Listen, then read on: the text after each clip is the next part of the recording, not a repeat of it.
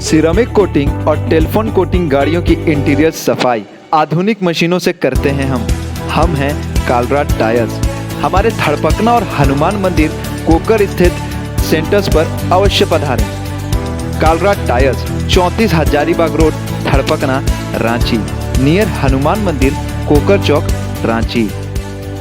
झारखंड के नक्सल प्रभावित 12 जिलों के आंदोलनरत करीब 2500 सहायक पुलिसकर्मी लाठी डंडे खाने के बाद भी आंदोलन पर डटे हुए हैं।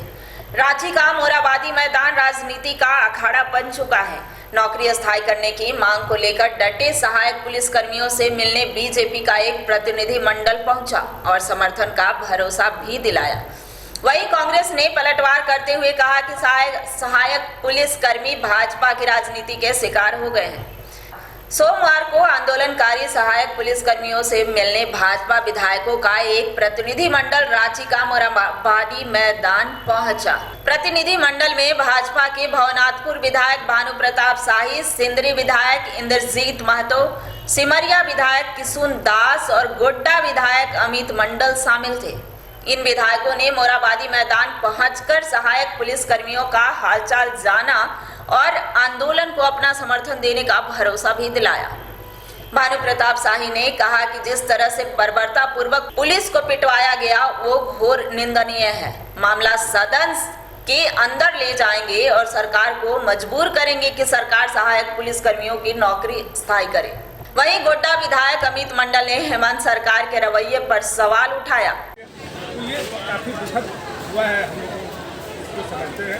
आप लोग से आग्रह यही है, सूची हम लोगों को दे दीजिए और घायल का सूची है ना, और किस किस जिला से कितना लोग पार्टिसिपेट आप लोग कर रहे हैं, ठीक है। देखिए, आंदोलन स्थल पर जब हम लोग आए हैं तो इससे साफ साफ है कि हम हमारे माननीय सभी विधायक और हमारी पूरी पार्टी इस आंदोलन में इन सहायक पुलिस के साथ खड़ी। इन पुलिस पर जो कल बर्बरतापूर्वक लाठीचार्ज हुआ है, पुलिस से जो पिटवाया गया है, हम लोग केवल निंदा करके इसको छोड़ने वाले नहीं हैं। हम लोग इसको सदन में मामला को ले जाएंगे। करने के लिए यहाँ पे डटे हुए हैं, तो हम लोगों का एज ए जनप्रतिनिधि ये कर्तव्य बनता है कि उनकी बातों को समझे। दुर्भाग्य की बात यह है कि सरकार की तरफ से कोई भी जनप्रतिनिधि आज तक यहाँ नहीं पहुँचा है, जो उनको पहुँचना चाहिए था, क्योंकि सत्ता में वो हैं। और ये बोल के कि रघुवर दास के समय में नियमावली बनी थी, ये कोई न्याय संगत तर्कसंगत बात नहीं है। सरकार में आप हैं, आपके पास इतनी ताकत है, विधानसभा आपके पास है, आपके पास मेजॉरिटी है। अगर मान लीजिए स्थायीकरण में कोई दिक्कत आ रही है तो हम लोग बैठ के सलाह मशवरा करके उसमें एक मिडिल ग्राउंड निकालें और इन लोगों को परमानेंट करने की बात करें। आज तक परमानेंट करने की बात सरकार के पक्ष से तो आज तक मुझे नहीं समझ में आया कि किसी ने की है। वहीं सहायक पुलिसकर्मी के आंदोलन मामले को लेकर कांग्रेस ने बीजेपी पर निशाना साधा है। कांग्रेस प्रवक्ता राजेश गुप्ता ने कहा कि सहायक पुलिसकर्मी का आंदोलन भाजपा की राजनीति में फंसकर रह गया है। देखिए, सहायक पुलिसकर्मी भारतीय जनता पार्टी की राजनीति की भेंट चढ़ गई। जिस प्रकार रघुवर जी के शासनकाल में उनको संविदा पे रखा गया था और सिर्फ 1 साल के लिए, और फिर जब से भाजपा हटी है सरकार से, वहाँ पर उनके पूर्व के मुख्यमंत्री गए थे मिलने, वो ऐसी उलझी हुई बातें बोले जिसका कुछ निकलना नहीं है। सारे लोग जानते हैं कि जब तक न्यायिक प्रक्रिया नहीं होती तब तक किसी भी व्यक्ति का उसमें सरकारी नौकरी पे नहीं रखा जा सकता, और वो भी पुलिस की बहाली है।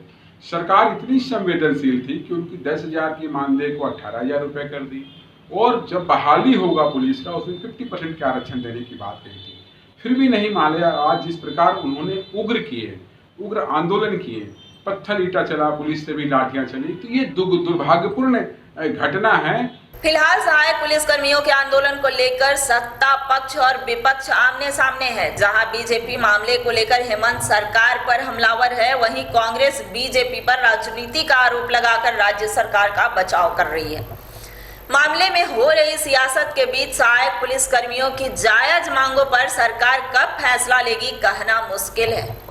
सबरंग समाचार के लिए रांची से चित्रंजन की रिपोर्ट। कोरोना काल में अब अस्पताल जैसी व्यवस्था आपके घर पर। खास मेडिकल इक्विपमेंट की रेंटल सुविधा देते हैं हम हैं Shri Balaji biomedicals, peace road behind BIT extension, Lalpur, Ranchi. call 920-485-010-01/02/03/04. Email sbbm17@gmail.com.